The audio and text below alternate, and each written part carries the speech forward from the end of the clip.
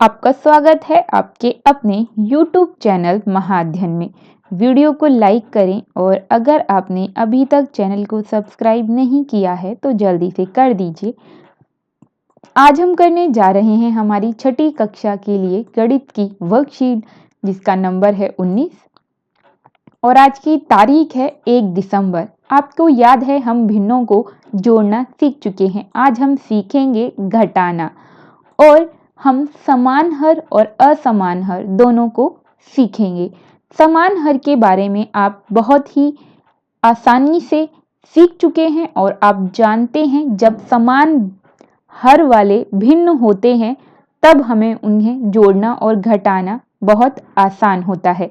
करना सिर्फ ये होता है कि हमें ऊपर वाले यानी कि अंशों को आपस में घटाना होता है और या फिर अगर जोड़ने के लिए कहा है तो जोड़ना होता है, जबकि हर को हम समान रूप से ज्यों का त्यों लिख देते हैं। क्योंकि यहाँ पर दोनों के हर 4 हैं इसलिए हमने 4 को 4 लिख दिया है और ऊपर 3 और 2 हैं तो 3 में से 2 गए तो बचा 1 और हमने 1 लिख दिया है। इस तरीके से हमारा उत्तर हुआ 1/4।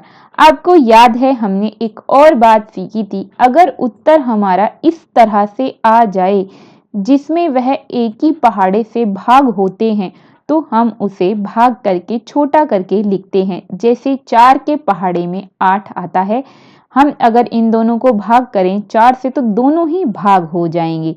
4 एकम 4 और 4 दूनी 8 तो उत्तर हो जाएगा 1/2। तो हमारी भिन्न बन गई 1/2 और यही हमारा उत्तर होगा। तात्पर्य यह कि हमें हमारी भिन्न को छोटे से छोटे रूप में बनाकर या तैयार करके लिखना है या छोटे से छोटे रूप में अभिव्यक्त करना है। तो चलिए सीखते हैं और कुछ बातें और इसी बात को हम कुछ उदाहरणों के जरिए से एक बार देख लेते हैं। हमारे पास पहला उदाहरण है 2/7 और 1/7। इनके हर समान हैं, 7 हैं तो 7 का 7 लिखेंगे और अंशों को घटा देंगे। 2 में से 1 गया तो आया 1, उत्तर आ गया 1/7।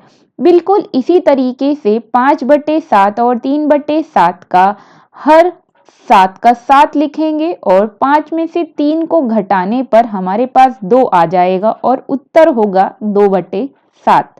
बिल्कुल इसी तरीके से अगर हम आगे बढ़ें तो हमारे पास 5/13 और 2/13 है। हम हमेशा की तरह समान हर हैं इसलिए 13 का 13 लिख देंगे। 5 में से 2 घटाकर लिखेंगे तो हमारे पास आ गया 3/13 और यही हमारा उत्तर है। अब बढ़ते हैं एक और समान भिन्न की तरफ। समान भिन्न 19 हमारे पास हर के रूप में मौजूद है। 19 को 19 लिखा, 7 में से 5 गए तो उत्तर आया 2/19। ये हमने अभ्यास किया समान भिन्न का। अब हम बात कर रहे हैं असमान भिन्न की। असमान हर वाले भिन्न या असमान भिन्न, आप जानते हैं दोनों एक ही बातें हैं। अब क्योंकि हम पिछली वर्कशीटों में ये सीख चुके हैं कि अगर हमारे पास असमान भिन्न दी हुई होती है तो उसे जमा घटा आदि करने के लिए हम समान भिन्न में किस तरह बदलते हैं। हम उनके हरों का अध्ययन करते हैं, हम उनके हरों को ध्यान से देखते हैं कि किन संख्याओं से गुणा करने पर दोनों हर समान हो जाएंगे और हम उन्हीं संख्याओं से इनकी गुणा कर देते हैं। तो 2/3 को हम गुणा करते हैं 4 से और 1/4 को हम गुणा कर दें अगर 3 से तो हमारे पास दोनों ही भिन्नों के हर 12 आ जाएंगे। तो हमने कर दी है गुणा। 4 दूनी 8, 3 चौक 12 और 3 एकम 3, 4 तिया 12। अब इसे घटाना हमारे लिए बहुत ही सरल हो गया है। 8 में से 3 गए तो बचे 5 और 12 का 12 आ गया है। इसी का अभ्यास हम एक और सवाल या एक नहीं 2 सवालों के द्वारा कर लेते हैं। तो हमारे पास भिन्न दी गई है 1/3 और 1/5।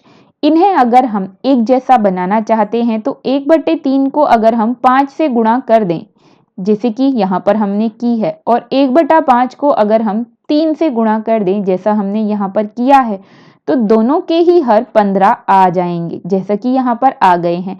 अब 5/15 और 3/15 को घटा करना आसान है। 5 में से 3 गए 2 और 15 हमारा हर के रूप में ज्यों का त्यों आ गया है और हमारा उत्तर आ चुका है।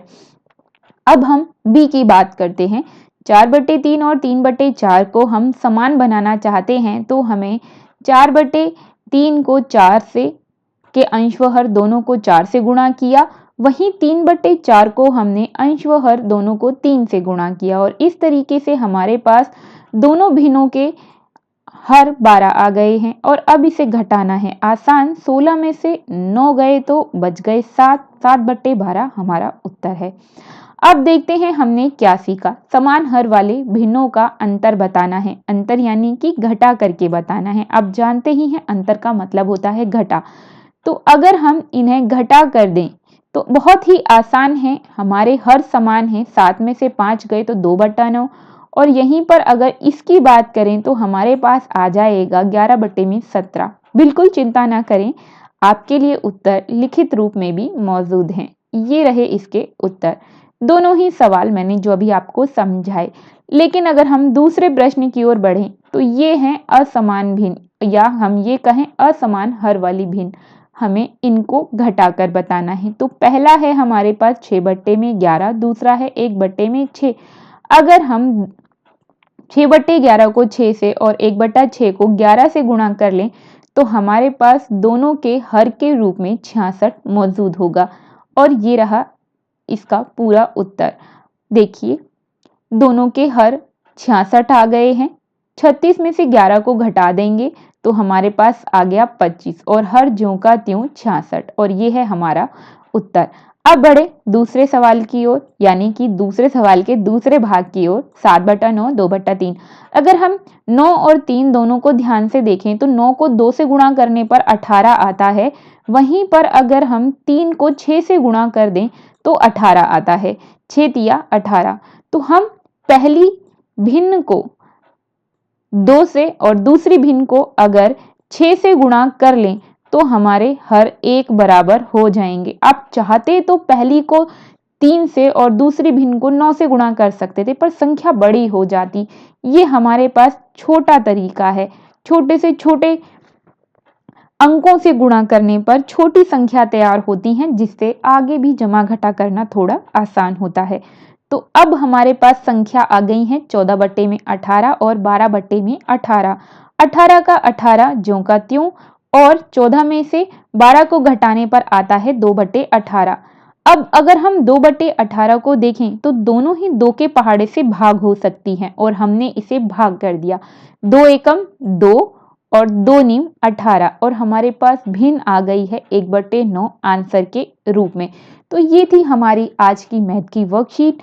मेरे प्रिय विद्यार्थियों, अगर आप चाहते हैं महाअध्ययन की तरफ से आपको आपकी वर्कशीट के सॉल्यूशन इसी तरह मिलते रहें, वर्कशीट भी समझ में आ जाए और होमवर्क भी हो जाए, तो ज़रूरी है महाअध्ययन चैनल चलता रहे। उसके लिए ज़रूरी है कि वीडियो को लाइक शेयर्स मिलते ही रहें, और साथ में चैनल को सब्सक्राइबर्स भी।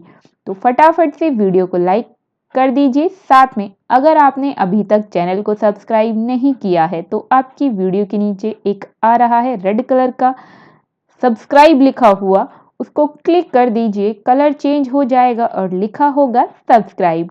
फिर मिलते हैं ऐसी ही वीडियोस के साथ। तब तक के लिए स्वस्थ रहें, खुश रहें। नमस्कार और धन्यवाद।